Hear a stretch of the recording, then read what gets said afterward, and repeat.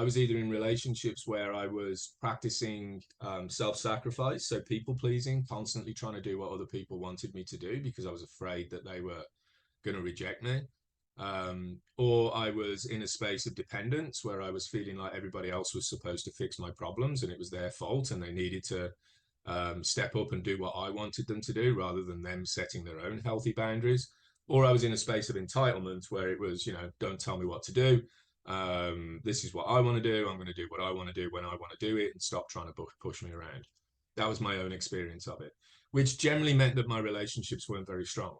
So underneath it all was this underlying feeling of just loneliness, disconnection, sadness, the guilt and shame around what that meant, which is why we often talk about learning how to cope with those emotions, because generally speaking, it's those emotions that put us into a fear-based state in our system. Does that make sense?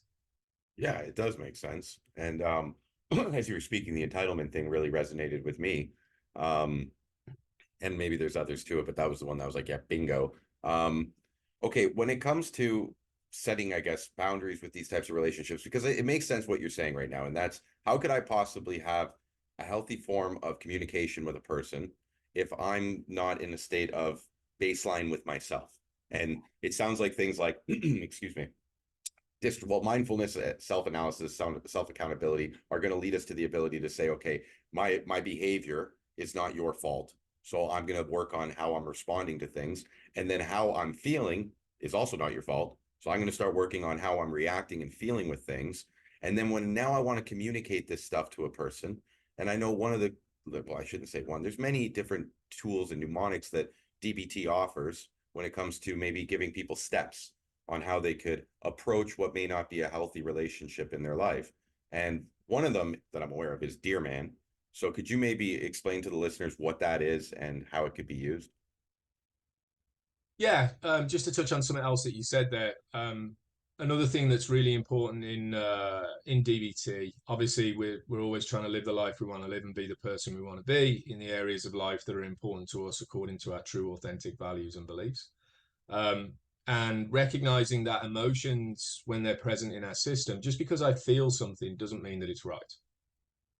Right? Just because I feel offended, just because I feel guilty, just because I feel disrespected, just because I feel ashamed, doesn't mean that those particular emotions are accurate, because they're tied to the story that I'm telling myself about the situation. So if the story I'm telling myself about the situation is pretty much in line with what's actually happening, then the emotion is justified.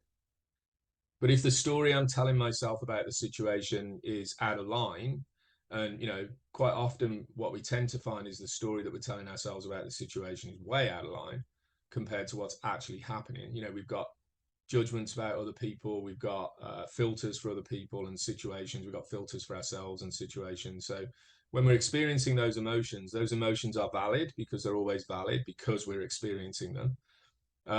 But they're not necessarily justified. It doesn't mean that it's accurate. So it's really important to look at it, because I think quite often, especially today, we get caught up on, well, I feel this, so it must be true. And that's not an accurate statement. Just because we feel something doesn't mean that it's true. It doesn't mean it's not true. It means that there's an opportunity for us, if that feeling is leaving us in a space that's not effective for us to live the life we want to live and be the person we want to be, then we need to take a look at the feeling to see how accurate it is.